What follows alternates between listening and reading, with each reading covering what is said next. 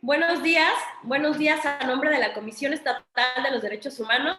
Les doy la bienvenida a todos y todas los presentes a esta nuestra plática de los lunes, que en esta ocasión abordará un tema de gran relevancia y actualidad relativo al denominado Operativo Mochila Segura, que hace unos meses se puso en marcha y al que recayó la recomendación 48-2019 de la Comisión Nacional de Derechos Humanos, de la que nos hablará el día de hoy el maestro Alfredo Ruanova Ortega, visitador general especializado en atención de asuntos de niños, niñas y adolescentes de esta comisión. Para darles la bienvenida, está con nosotros la maestra Claudia Ruiz Coutinho. Ella es visitadora general especializada en atención de asuntos de la mujer, también de aquí de esta comisión, y está en representación de don Juan José Cepeda Bermúdez, presidente de nuestra comisión. Y adelante, maestra, por favor. Gracias, Mariana. Buenos días a todas y a todos. Reciban un cordial saludo del licenciado Juan José Cepeda Bermúdez, presidente de la Comisión Estatal de los Derechos Humanos. A nombre de él, les doy la más cordial de las bienvenidas a todas y a todos. Saludo con mucho gusto a nuestro ponente del día de hoy, a mi amigo y compañero, el maestro Alfredo Ruanova Ortega. Gracias, Alfredo, por el tema que hoy nos vas a desarrollar, que nos vas a presentar. Y quiero decirles que este tema del día de hoy, como bien lo comenta la maestra Mariana, está enfocado al tema de las violencias en los centros escolares. Como sabemos, la escuela es el lugar donde las niñas, los niños, los adolescentes desarrollan su intelecto, desarrollan su educación y aprenden a desenvolverse en sociedad y a reafirmar lo aprendido en los hogares. Es un centro de desarrollo personal en donde los espacios deben de ser seguros para todas y todos y en donde es un nido y es un origen para formar ciudadanos de bien en un futuro. Por ello es tan importante de construir estereotipos y formas de relacionarnos violentas. Y también que estas formas violentas en que se relacionan algunas personas se lleguen a reproducir y a reafirmar en los centros escolares. Por ello, pues es tan importante crear medidas y acciones afirmativas a favor de la paz, a favor de la tolerancia y del respeto y de las diferencias de todas y todos en los centros escolares. No voy a abundar mucho sobre el tema porque de esto hablará específicamente mi compañero. Él es el especialista en estos temas vinculados a niñez y adolescencia y a todo lo que conlleva este sector de población importantísimo en el mundo y que actualmente pues es visible y que tenemos que proteger, tenemos que ayudar a desarrollarlos y tenemos que proporcionar todas las condiciones necesarias para su sano desarrollo en la sociedad. Muchas gracias, Mariana, y muchas gracias, Alfredo, compañero y amigo de la Comisión Estatal. Saludos a todos. Muy buen día. Muchas gracias, maestra. Gracias por esta bienvenida e introducción. Y bueno, a continuación yo les voy a leer de forma breve la semblanza del maestro Alfredo Ruanova para que podamos ya comenzar con la plática del día de hoy. El maestro Alfredo Ruanova Ortega es licenciado en Derecho y maestro en Administración Pública por la Universidad Autónoma de Chiapas. También cursó un máster en Evaluación de Políticas Públicas por la Universidad de Andalucía en España. Tiene 22 años en el servicio público, en donde ha fungido como jefe de departamento, director y subsecretario. También fue consejero electoral para el órgano local y el Instituto Nacional Electoral. Formó parte del Consejo Consultivo del Sistema de Protección Integral a Niñas, Niños y Adolescentes y actualmente es visitador general especializado en la atención de niñas, niños y adolescentes en la Comisión Estatal de los Derechos Humanos. El día de hoy nos va a impartir la plática Criterios orientadores para la prevención de conductas antisociales en la escuela, recomendación 048-2019. Adelante, maestro, y muchas gracias. Muchas gracias, muy buenos días a todas y a todos. Pues para mí siempre será un gusto participar en estas actividades de promoción y difusión en relación a los derechos humanos, a los derechos de las niñas, niños y adolescentes. Es una actividad que está muy arraigada en la administración del licenciado Juan José Cepeda Bermúdez, presidente de este organismo, y por ello, pues como ya lo saben, todos los lunes estamos listos para recibir una plática. Cuando me plantearon, la directora del instituto, precisamente la posibilidad de cómo presentar un tema el día de hoy, consideré que era importante, en principio, traer algo de actualidad, algo que pueda ser útil para el desempeño de nuestras funciones como servidores públicos dentro de un organismo defensor de derechos humanos ante situaciones que ahorita vamos a explicar. Comenzaría por decir que el resultado de ese trabajo que vamos a presentar pues es el producto de un trabajo colegiado que se desarrolla en la Mesa de Seguridad en la región metropolitana y que tiene cabecera aquí en Tuxtla Gutiérrez. Las áreas de prevención del delito tomaron parte de este tema como algo prioritario para atender después de 2 años de pandemia y un regreso a clases que acaba de realizarse hace algunos días, ¿no? Entonces, se trata de un trabajo en conjunto en donde en la Mesa de Seguridad se le brinda un espacio a la Comisión Estatal de Derechos Humanos, se le pide la opinión y ahí es en donde esta visitaduría interviene con relación a lo que vamos a presentar. Bien, entrando al tema, yo les diría, antes de pandemia, los expedientes de queja que se integraban en la comisión, de cada 100, pudiéramos decir que 15 a 20, es decir, el 15 al 20% estaban relacionados con asuntos escolares. Varios de ellos relacionados con violencia. Y fíjense nada más, ¿qué sucedió? Pues sucede que históricamente, digamos, con la pandemia, se detuvieron las actividades en el centro escolar y por ende los expedientes y las quejas y orientaciones en su momento también vinieron a la baja. Pero dio pauta también a una pausa muy importante, a hacer la reflexión en torno a la violencia escolar, a las acciones que se realizan en los centros educativos en donde sin duda los derechos humanos deben de estar presentes en todo momento.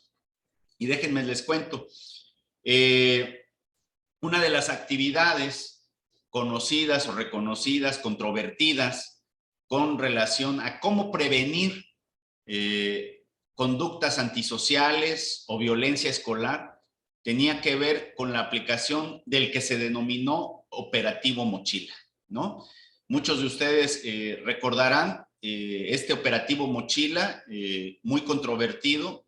En su momento, precisamente en el año 2019, la Comisión Nacional de Derechos Humanos emitió la recomendación 048-2019, en la cual establece pues una serie de elementos de agravio de parte de todas las autoridades, ¿verdad? Involucradas en la aplicación de ese, vuelvo a repetir, denominado Operativo Mochila, que tenía como propósito fundamentalmente ir a buscar algún objeto o sustancia que pudiera poner en riesgo o en peligro a la comunidad escolar. Sin embargo, la forma de realizarlo no era precisamente la más adecuada y eso dio lugar a que la Comisión Nacional de Derechos Humanos emitiera esta recomendación general que, como todos sabemos, es de observancia para todas las autoridades en el país, ¿no? Entonces, ese es como el contexto. En la mesa de seguridad,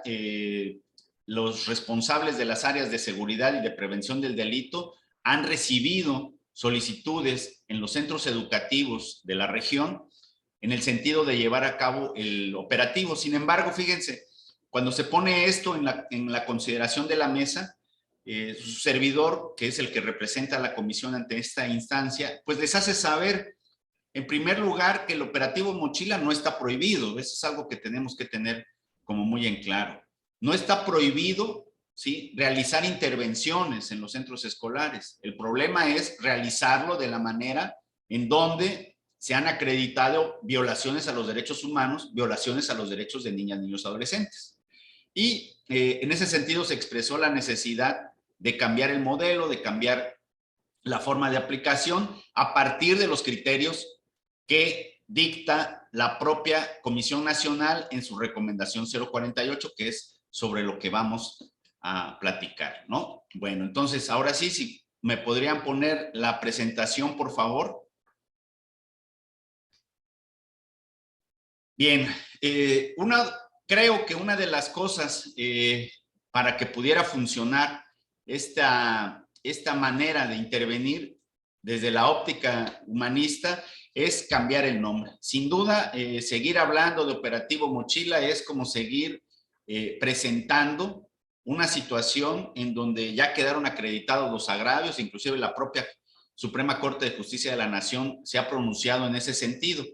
Y aquí en la región metropolitana, junto con las áreas de prevención del delito, llegaron y tomaron muy bien la sugerencia que se realiza de la visitaduría para cambiar el nombre. Y entonces hablamos de un protocolo para la prevención de conductas antisociales en los centros escolares. Adelante, por favor. Bien. Sin embargo, antes de entrar al punto focal, ¿verdad?, de lo que nos compete, creo que sí es mi deber señalarles, ¿no?, el por qué ahora se habla de un operativo, ¿no?, o se hablaba de un operativo y ahora hablamos de un protocolo. Creo que el piso parejo sobre el cual debemos de partir y que causa controversia, eso sí se los debo de decir, causa controversia es el hecho de reconocer en la persona que no está especializada en temas de derechos humanos, que no tiene contacto con este tema, el padre de familia que habitualmente está al pendiente del cuidado de sus hijos, o los servidores públicos, docentes y administrativos en los centros escolares, pues saben que existen los derechos humanos, tienen claro que hay derechos de la niñez, pero también hay que decirlo, el cambio de paradigma a este modelo jurídico humanista verdaderamente cuesta entenderlo, porque más allá de pensar que el tema de derechos humanos es en beneficio de las personas, que cambia completamente y radical la forma en cómo el servidor público debe conducirse respecto a las personas, pues genera miedo, y el desconocimiento también de los derechos, el alcance que esto tiene, pues genera que en los centros educativos haya como una resistencia. Y se hacen los comparativos, ¿no? El modelo de cómo criar o enseñar antes de los derechos humanos con relación a lo que hay ahora, pues es completamente diferente. Y en los centros educativos en donde hemos acudido, recientemente estuvimos en el COVACH 264 precisamente dando este protocolo, que sería el primero bajo el amparo de esta nueva visión.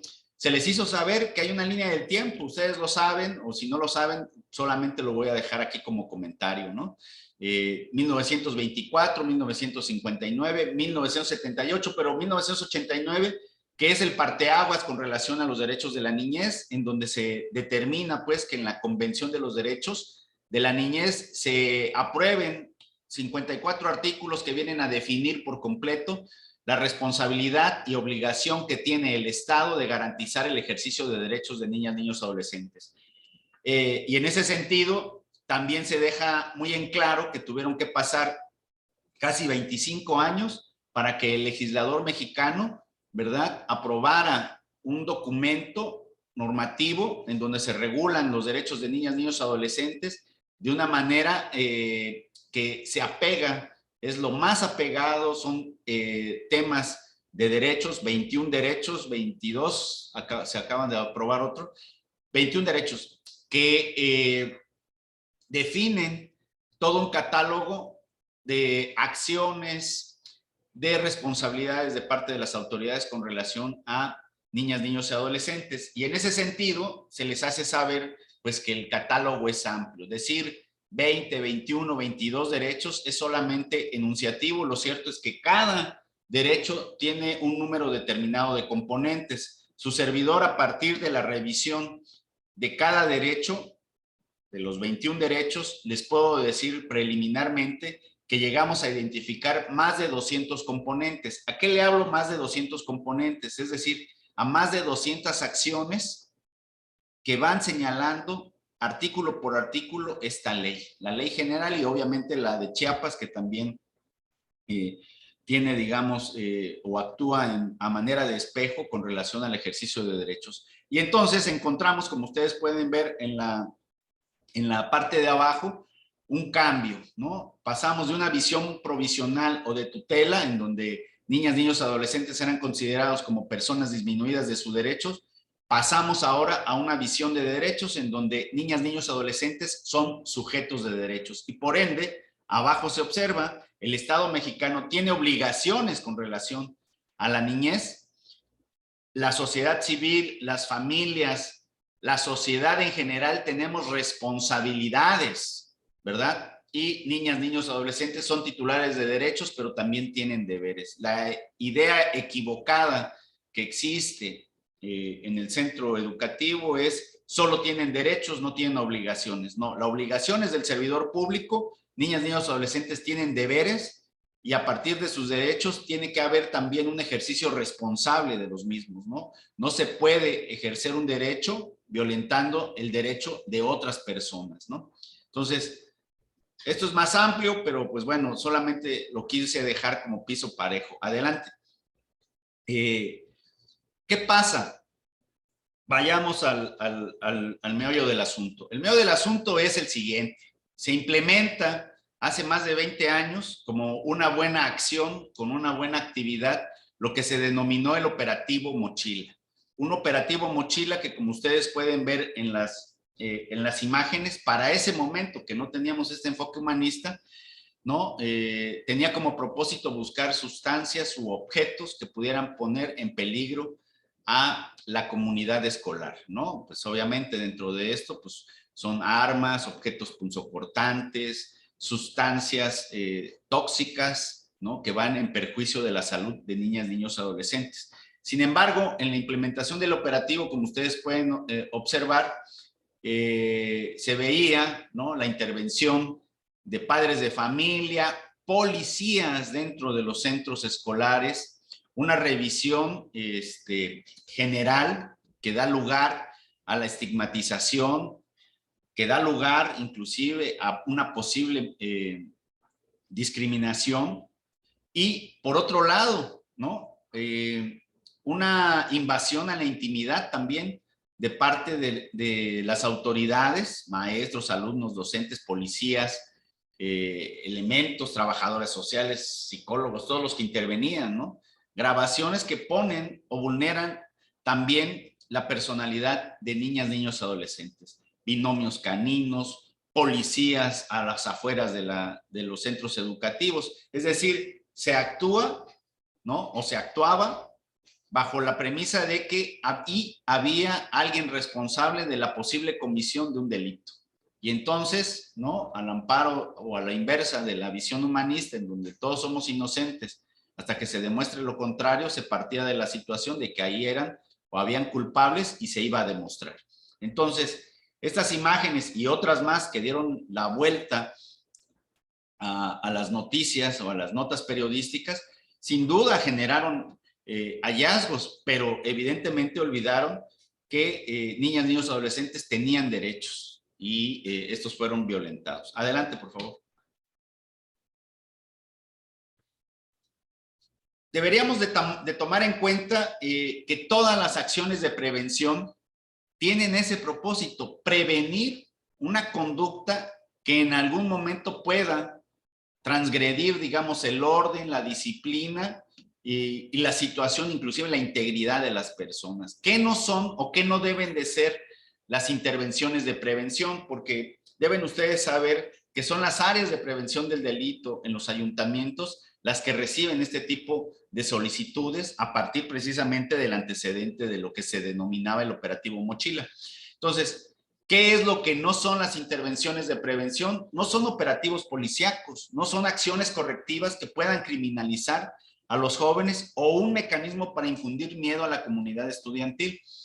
El proceso de estas intervenciones tienen que ser, de acuerdo a lo que establece la propia recomendación 048, deben de ser consensuadas, participativas. Se debe de tomar la opinión de todas las personas que están al interior de la comunidad escolar. ¿Cuál es la comunidad escolar? La comunidad escolar son docentes, padres de familia, el alumnado, hombres y mujeres, ¿sí? Y también los servidores públicos, los intendentes, los responsables del control escolar, todas las personas que tienen injerencia sobre esto. Adelante, por favor. Bien. ¿Qué es lo que sucede? Con esta confianza que despierta en la mesa de seguridad, nos dan a revisar el documento y a partir de ahí generamos una propuesta a partir de la cual se establezcan objetivos, un objetivo general y objetivos particulares. Pero la visión, precisamente a partir de la recomendación, indica que no es nada más realizar la intervención. Intervención me refiero a ir a la búsqueda de cosas, sino las acciones de prevención deben de ser más integrales. Deben de abarcar, así identifico, dos aspectos fundamentales. Como aquí lo pueden ver, primero es prevenir situaciones que pongan en riesgo la integridad de las personas o el peligro a la comunidad escolar en general, ¿no? Pero son dos acciones que se pueden realizar. Una, la instrumentación de pláticas, talleres, acciones de sensibilización, vaya, en un sinfín de temas: derechos humanos, derechos de niñas, niños, adolescentes, violencia escolar, violencia en el noviazgo, ¿no? Prevención para el uso o consumo de drogas o enervantes, por ejemplo. Esa es la parte de sensibilización, la parte de plática, de acercamiento, que todas las autoridades estamos obligados a realizar, no solamente en los centros escolares, pero eso es lo que nos ocupa. Y por otro lado, o junto con esto, ¿sí?, el protocolo que se les está dando a conocer, tendría también que, si así hubieran elementos, realizar intervenciones para la búsqueda de objetos y sustancias. Es decir, es una acción o una intervención más integral y no solamente la búsqueda como se da. ¿Cuál es el objetivo general? Como aquí se queda plasmado, pues crear espacios seguros y libres de violencia en los tres sentidos, lo que es física, emocional y también digital.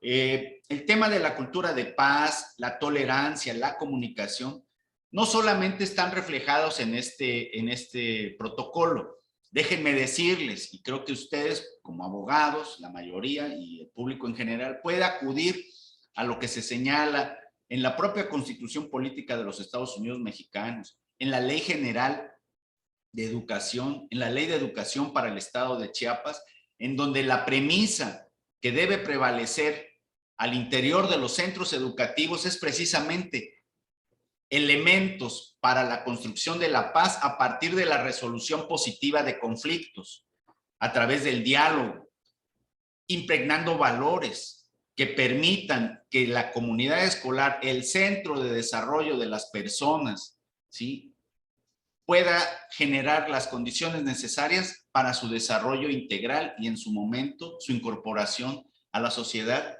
de una manera productiva y provechosa. Adelante, por favor.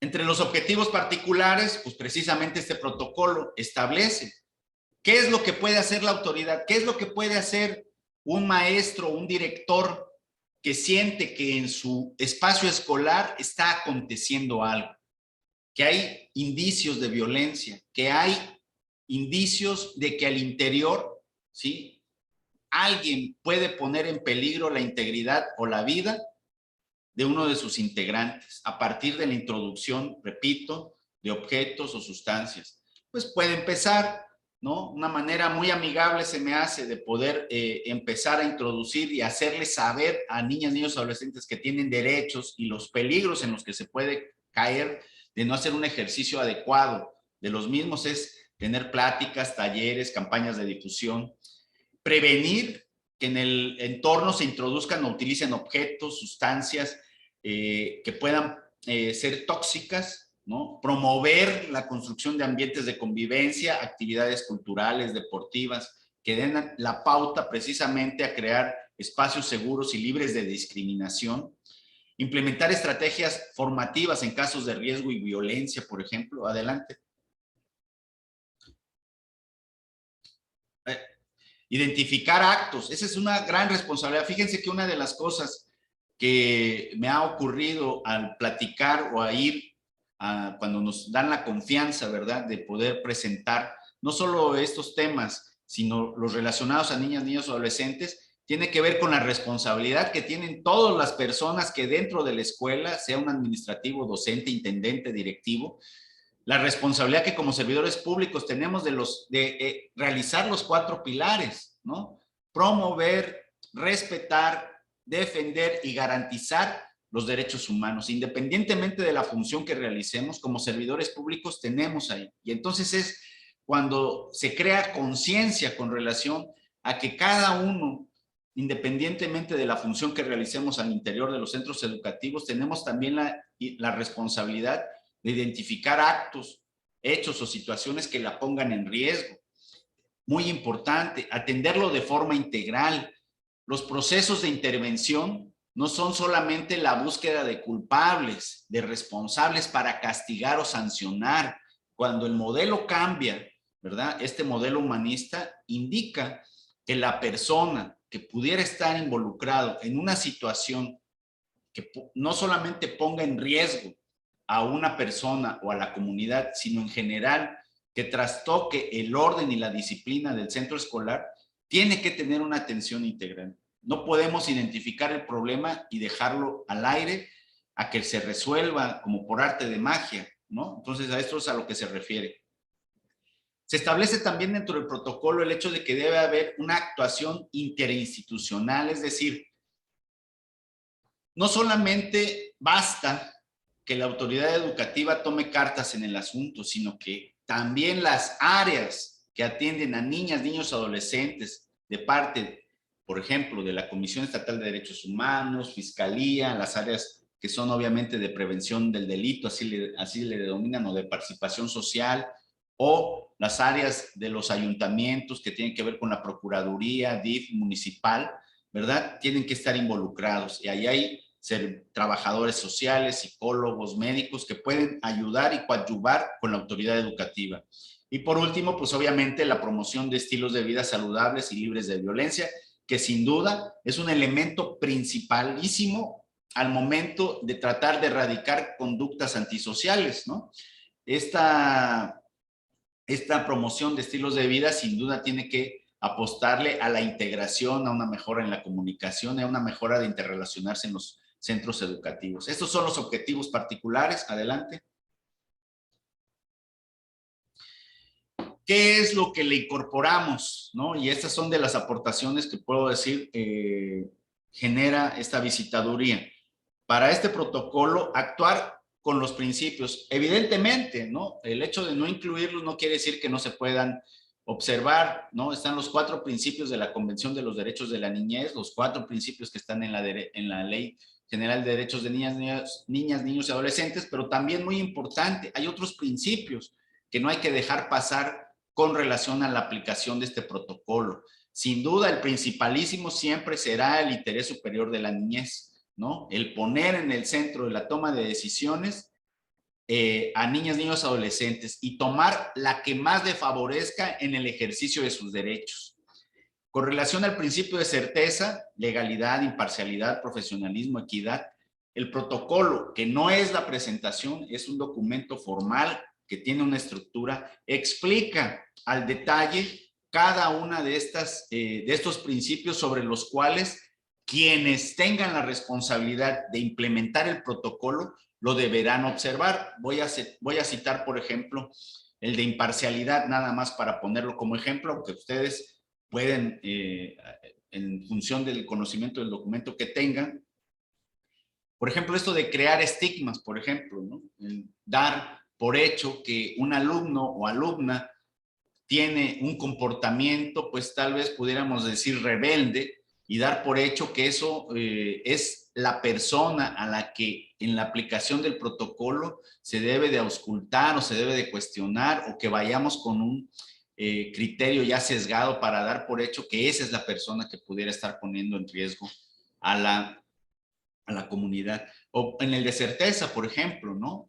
Suele ocurrir en la realidad, en el día a día, ¿no?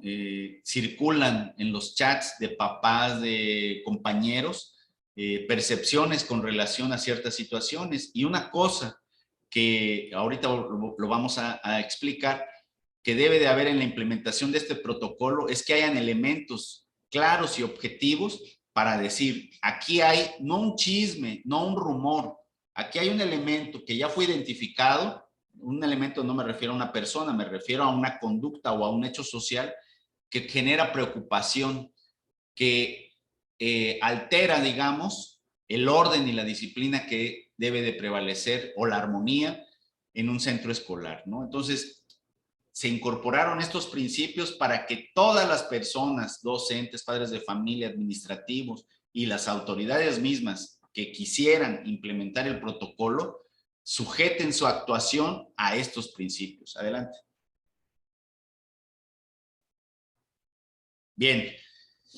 El protocolo yo lo veo en dos sentidos. Ya lo señalamos. Por una parte está todo lo relacionado con las prácticas de sensibilización, en donde hoy puedo decir que existen instituciones en donde se incluye la Comisión Estatal de Derechos Humanos, ¿verdad?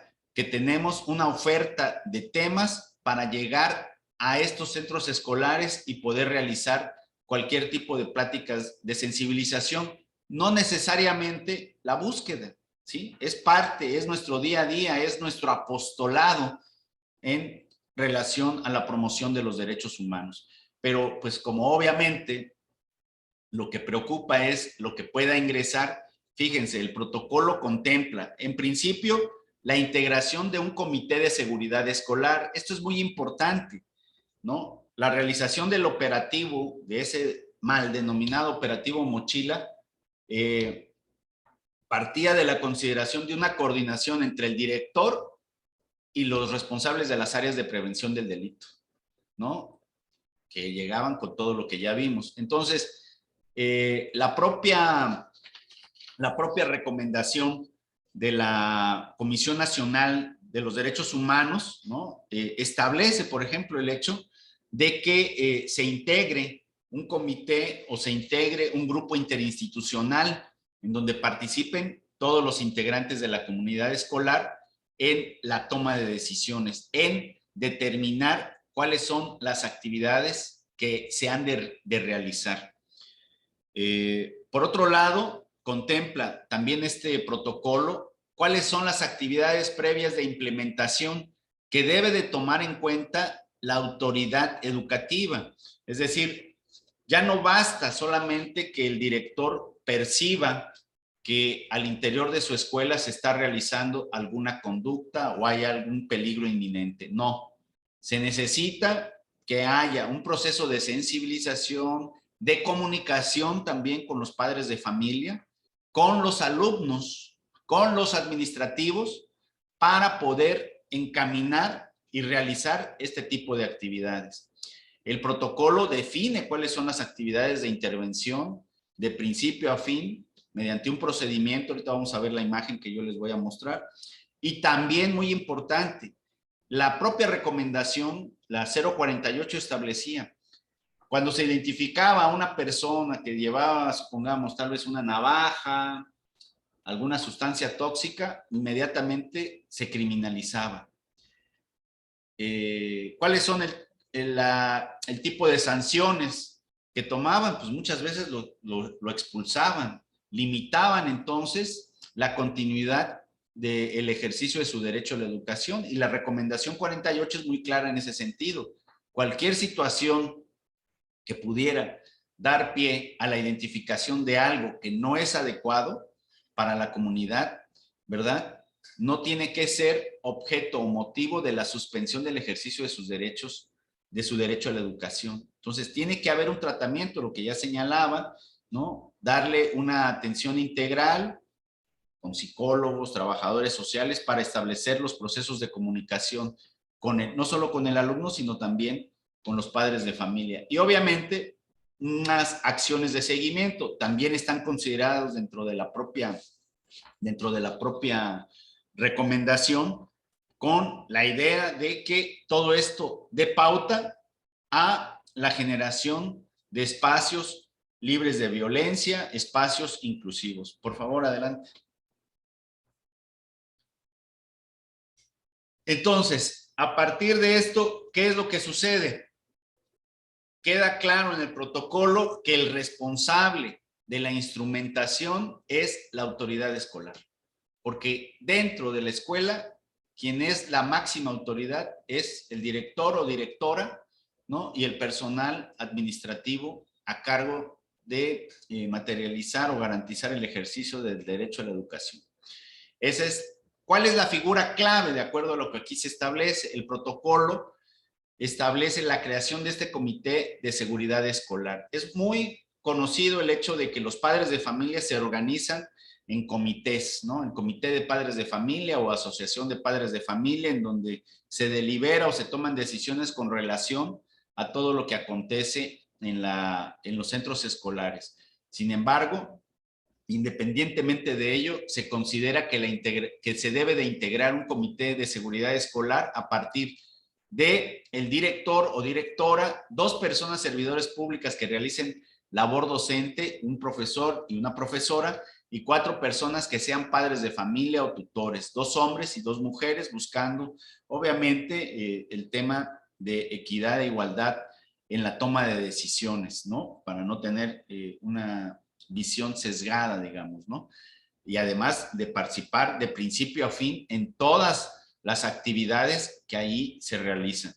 Y complementario a la figura clave que es este comité de seguridad escolar está la intervención que podemos tener, obviamente, las autoridades, ya sea la Comisión Estatal de Derechos Humanos, los ayuntamientos a través de sus diferentes áreas de prevención del delito, participación ciudadana, la Procuraduría de la Defensa de la Familia, de niñas, niños, adolescentes, las áreas de participación que tiene también la Fiscalía, indistintamente, ¿no? Inclusive organizaciones de la sociedad civil que promuevan el derecho de niñas, niños, adolescentes a tener una vida libre de violencia. Adelante. Adelante. ¿Y qué es lo que se configura? Bueno, pues a partir de la instalación de este Comité de Seguridad Escolar, en el propio protocolo se establece el mecanismo de lo que hay que hacer. ¿Cuál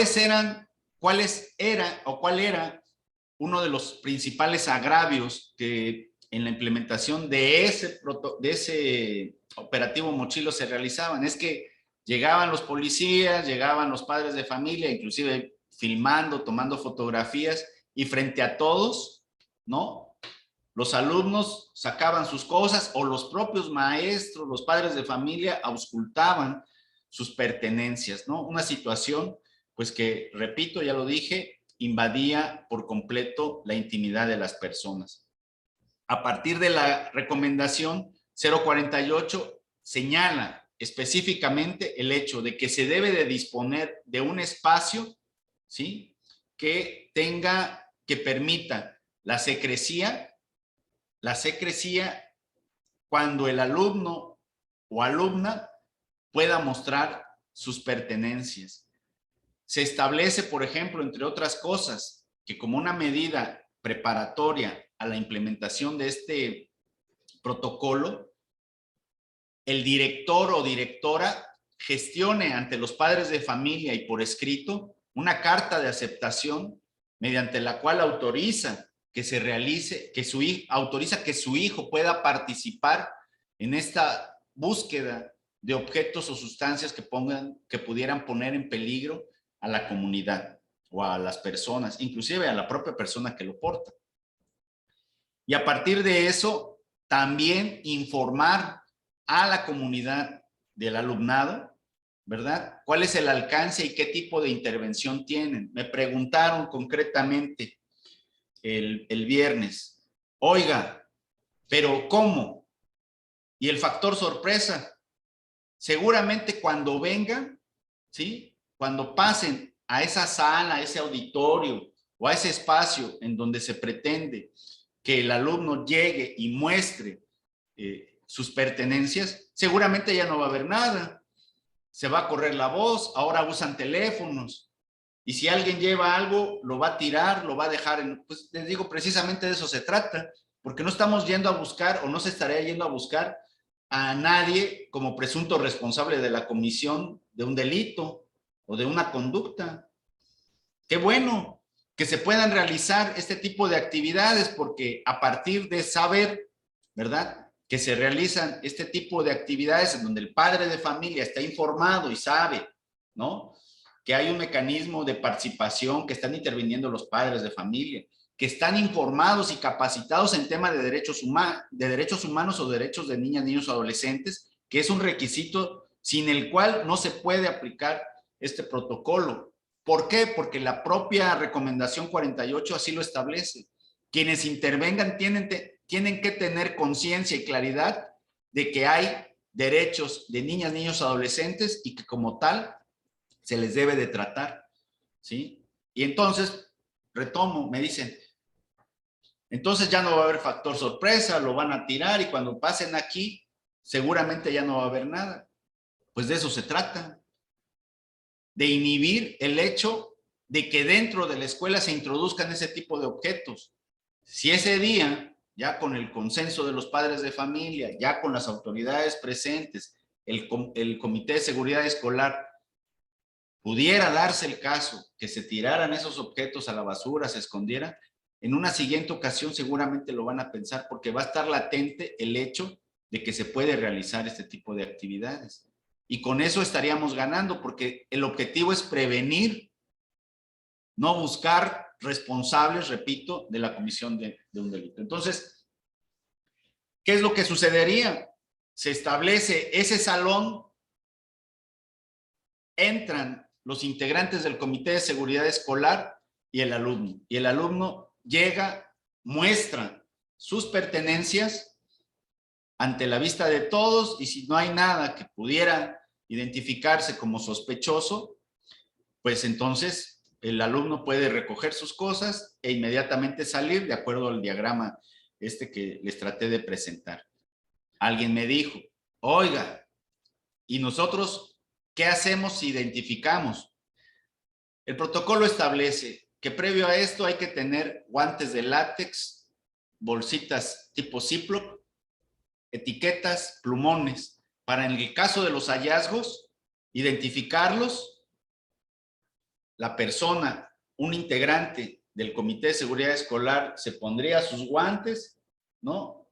El objeto se pondría o se colocaría en una bolsa y se resguardarían en una cajita hasta el final de la implementación del protocolo, ¿sí? Y el alumno inmediatamente recoge el resto de sus objetos o sus pertenencias y se traslada y se reincorpora a sus actividades escolares. Oiga, pero ¿cómo? Si antes eso no pasaba. Sí, no pasaba porque inmediatamente venía la estigmatización, la discriminación, el tema de invadir esa privacidad, ¿no? Sin saber el contexto finalmente de por qué esos objetos o sustancias estaban ahí. Y venía la sanción a la dirección, suspendido, se suspendían de sus labores académicas y se mandaban a traer los papás en el mejor de los casos. Pero la otra que también se señalaba, decían, bueno, es que si viene fiscalía, pues e identifica algo, inmediatamente va a tomar. Yo creo que ese no es el propósito. Si hablamos de la situación de una acción de prevención, no podríamos estar dando por hecho que ahí hay delincuentes, ¿no? Si me permiten la expresión. Es muy importante. En la integración de este grupo interinstitucional, que aquí se llama Comité de Seguridad Escolar, ese comité es el que debe de establecer, previo a la búsqueda, a la implementación del mismo, qué tipo de objetos son los que se van a ir a buscar. No es lo mismo un contexto, por ejemplo, de una escuela urbana a una semirural o a una rural, en donde tal vez en el campo, ¿verdad?, están acostumbrados a utilizar objetos punzocortantes, ¿no? Como resultado de la labor que se realiza de apoyo en casa, de crianza, ¿no? Y es el comité el que debe determinar. Me preguntaban, pero bueno, está muy claro, porque o son drogas o son armas. Le digo, no necesariamente. Tengo el antecedente o la consulta en relación a que, por ejemplo, ¿no? se estaba presentando en una escuela la venta de muffins, ¿no? De panecillos hechos con cannabis, por ejemplo. Y nadie lo sabía, o sea, al menos lo sabían quienes consumían. Y era una alumna la que realizaba este tipo de venta dentro de la escuela. ¿Es un arma? ¿Es una sustancia que inmediatamente se pudiera identificar? No. Pero entonces, si alguien tiene la noticia cierta de que ese tipo de pastelillos, ¿verdad?, contenían sustancias que alteraban el estado emocional y la salud y que pueden ir en perjuicio de la salud de niñas, niños o adolescentes, pues evidentemente tendría que ser el objeto también de la búsqueda en el momento de la implementación del protocolo, ¿no? ¿Quiénes van a determinar qué es lo que se va a buscar? El comité. Y entonces, una vez en el caso de que hubiera un hallazgo, ya lo dije, se resguarda, se toma, se guarda en una bolsa y al finalizar el operativo, bueno, no el operativo, el protocolo, la implementación de protocolo, se determinaría qué es lo que hay que hacer. ¿Dónde estarían? La pregunta que puede saltar ahorita a la vista es, ¿y dónde estarían las autoridades? Las autoridades afuera. En la parte de estas dos líneas negras, lo que quieren decir que esa es la puerta de acceso, ¿no? Pero afuera tendrían que estar colaborando, sensibilizando, haciéndole saber al alumnado de forma muy clara y precisa, pues que esto es solamente una actividad de prevención y que en el caso que se llegara a presentar algún hallazgo, pues obviamente tendrían que estar ahí, ¿no? Un abogado tal vez de los que se encuentran en las áreas de procuraduría de los DIF municipales, una trabajadora social, una psicóloga que pudiera empezar a dar ese tratamiento, que pudiera atender o participar en la atención integral sobre esa niña, niño o adolescente a quien se le hubiera identificado algo, ¿no? Adelante. Ya, creo que ya. Y bueno, pues esto es a grandes rasgos. La verdad es que es un tema muy amplio, pero pues lo quise traer. Creo que es muy oportuno en función de que ya hay un regreso masivo a clases, que ya se están presentando situaciones, no solo esto, ¿no? Ya lo saben ustedes también, el tema del derecho al desarrollo de la personalidad, porque pues después de pandemia hay cabellos largos, cabellos cortos, cabellos pintados, tatuajes, piercings, o sea, cualquier situación. ¿Qué es lo peor que puede suceder?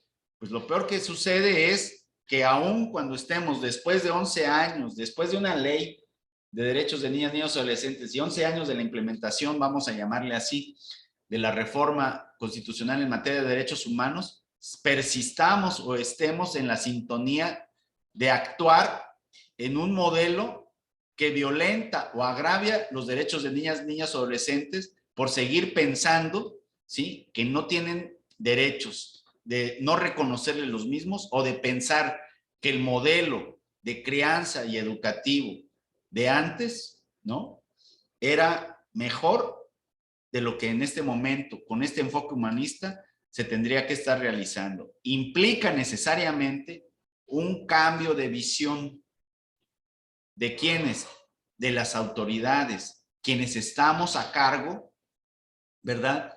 Y que tenemos la gran responsabilidad de cumplir con los 4 pilares que ya mencioné, ¿no? Lo que es promoción, respeto, defensa y garantía de derechos humanos. En la medida que un director, que una profesora asuma que es servidor público, ¿verdad?, que tenga claridad sobre los derechos de niñas, niños y adolescentes, en esa medida va a estar en posibilidad de comprender y de atender este tema. Muy importante, por último, en la aplicación del protocolo, lo que debe de prevalecer es en todo momento documentar el procedimiento. Y de forma colegiada, padres de familia, directivos, inclusive las autoridades, si así fueran, ante el posible hallazgo, dar una atención integral y dar una solución, no para castigar, no para sancionar, no para erradicar o sacar de ahí a esa persona, sino para atenderla, porque es persona, ¿sale? Y bueno, sería todo. Evidentemente, seguramente van a haber preguntas y estamos aquí a la orden. Muchas gracias. Muchas gracias, maestro, por esta plática que nos presenta tan claro el panorama relacionado con este protocolo, que creo que es tan importante para todos y todas las que, los que nos dedicamos a la defensa y promoción de los derechos humanos, para las madres y padres y realmente para la sociedad. Sobre todo porque, como usted bien dice, hay un cambio de paradigma en el que el respeto a los derechos de todos, de niñas y niños y adolescentes, es necesario e indispensable generar un ambiente de paz y de concordia en nuestras escuelas. Abriría ahora un espacio para preguntas, para alguna duda que pueda surgir. En el chat por aquí tenemos ya una o dos. Nos han preguntado varios que si podríamos compartir las diapositivas para que ellos los puedan compartir con sus estudiantes. En el caso de los docentes que nos están acompañando el día de hoy, usted me indica, en caso de que así sea, en los correos electrónicos con los que se registraron, podríamos hacerles llegar estas diapositivas. La segunda pregunta dice que no es propiamente relacionada con este protocolo, pero dice en redes sociales, pasó un caso de un estudiante con el cabello pintado y no le dejaron entrar en el salón. ¿Qué opina de ese caso? No sé, maestro, si tenga por ahí alguna opinión. Sí. Pues es muy sencillo. En ese caso, se debe respetar su derecho. Hay un derecho al desarrollo de la personalidad y en ese ejercicio de libertad, de ejercicio de su propio derecho, ¿verdad?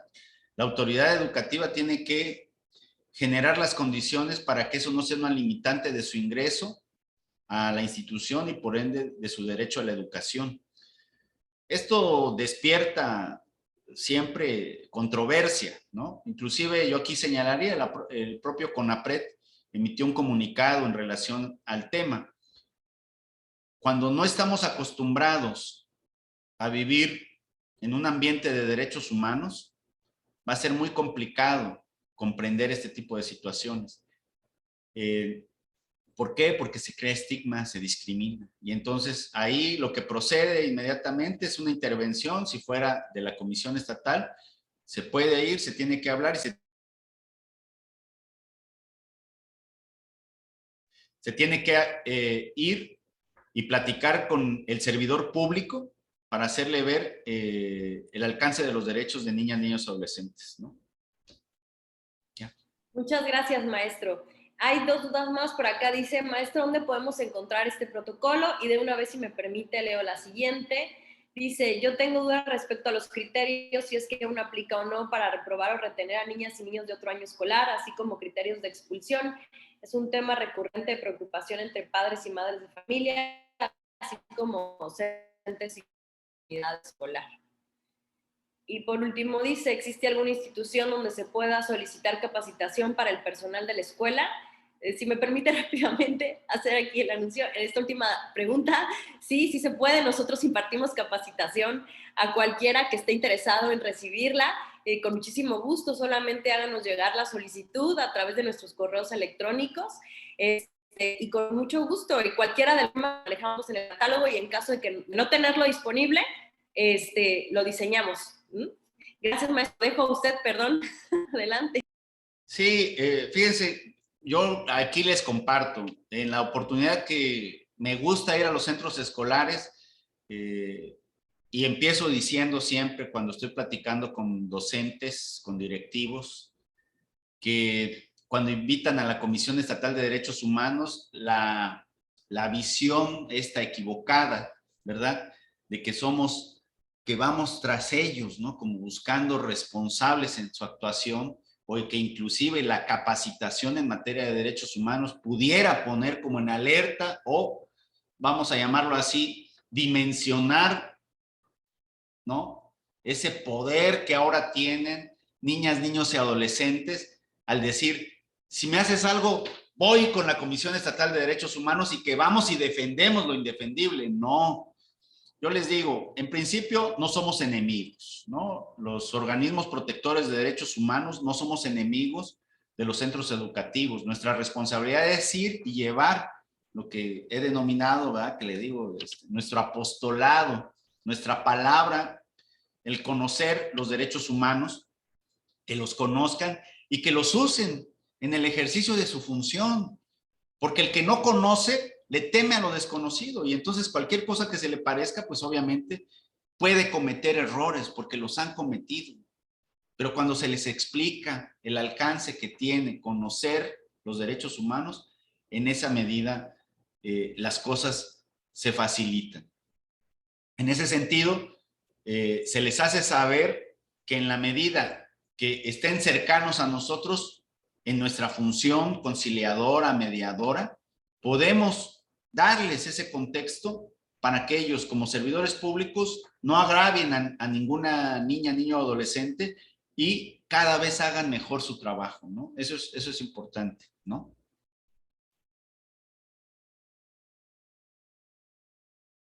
Bueno. Claro que Bueno, sí, bueno. claro que sí. Muchas gracias, maestro. Hay varias dudas por ahí. No, Por las ahí está atiendo. levantando, creo que la mano. Las atiendo. Adelante. Ya, excelente. El licenciado Fernando Selvas Coronel por ahí creo que levanta la mano. No sé si quisiera. Ok, maestro Ronava, siempre es un placer poderlo saludar y escuchar siempre sus temas tan acertados. Maestro, una pregunta. Fíjese que en cuanto al protocolo para la prevención de conductas antisociales en los centros educativos, ¿es correcto así, verdad? Sí. Entiendo que no es buscar responsables de una conducta antisocial en una comunidad educativa. Es buscar objetos y tal vez resolver al interior de la comunidad educativa esa problemática a través del psicólogo o personas que pudieran ayudar al alumno y que no se haga una situación al exterior, ¿no? Que se resuelvan los problemas al interior de la comunidad educativa. ¿Es correcta mi apreciación? Sí, evidentemente, por eso el protocolo establece dos variantes, ¿no? La primera, pues, es sensibilizar. Y si no basta sensibilizar porque hay la presunción de que se pudieran estar generando al interior alguna situación que puede alterar o que puede poner en peligro a la comunidad, pues viene la búsqueda. Ese es el cambio que establece o que se puede generar en la implementación de estos protocolos. Porque, repito, estamos hablando de personas. Qué delicado es, por ejemplo, lo platicábamos el viernes ahí en el Covach cuando dicen, ¿y qué pasa si a alguien le encuentran un cúter? Pues de entrada un cúter es un objeto que puede ser útil para la realización de alguna actividad, por ejemplo, a nivel de preparatoria, cuando realizan mapas, ¿cómo le podemos decir? Maquetas, cosas así, en donde utilicen ese tipo de objetos. Y se preguntaba, ¿y qué pasa si, por ejemplo, una niña, ¿verdad? Su papá le entregó un aparatito de estos que mandan toques. Pues seguramente ha de haber la percepción de que en la zona en la que se mueve, ¿verdad? Hay un poco de inseguridad o hay inseguridad y ante alguna situación de inminente peligro, ella pudiera utilizarlo. ¿Y qué es lo que se habló? Porque por eso se requiere la participación de padres de familia y docentes del centro educativo, ¿no? Para no traer una idea de gabinete, vamos a llamarle así.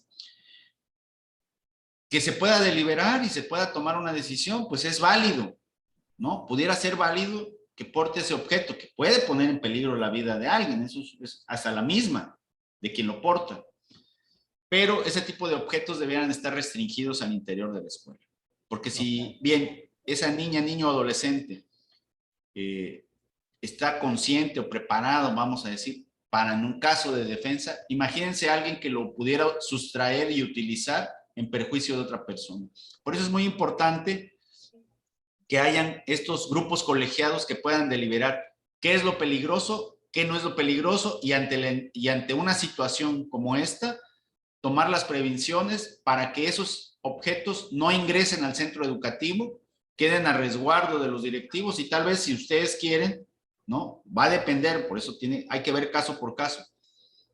A la salida se le pueda entregar, pero que haya conocimiento del padre de familia, eso es muy importante, ¿no? Entonces sí, es correcta la apreciación, licenciado Selvas. Gracias, doctor. Muchas gracias, maestro. Muchas gracias y creo que, bueno, realmente esas son las dudas. Hay muchas felicitaciones, agradecimiento por la exposición. Yo aprovecho por acá a decir que también ya pusimos el correo electrónico del instituto aquí en la comisión para la capacitación y los números telefónicos en caso de que requieran capacitación en las escuelas. A mí no me queda nada más, no me resta nada más que agradecer. También aprovecho la ocasión para comentarles que les vamos a hacer llegar las diapositivas a los correos electrónicos con los que se registraron. Y pues agradecerles por la presencia, no me queda nada más que agradecer. Tenemos un reconocimiento para usted, maestro, ya sabe que es de forma simbólica, en agradecimiento a la exposición y a la plática que nos brindó el día de hoy. No sé si pudieras proyectarlo por ahí, Iván, muchas gracias. Me voy a permitir leerlo rápidamente. No me aparece en la pantalla aquí. Dice, la Comisión Estatal de los Derechos Humanos de Chiapas otorga el presente reconocimiento al maestro Alfredo Ruanova Ortega por impartir la plática Criterios Orientadores para la Prevención de Conductas Antisociales en la Escuela, recomendación 048-2019, diagonal 2019, 26 de septiembre de 2022, Tuxtla Gutiérrez, Chiapas, y firma el presidente, don Juan José Cepeda Bermúdez. Muchas gracias, maestro, por este tan interesante y tan a todos y todas quienes nos dedicamos a esto y sobre todo para quienes tenemos hijos e hijas que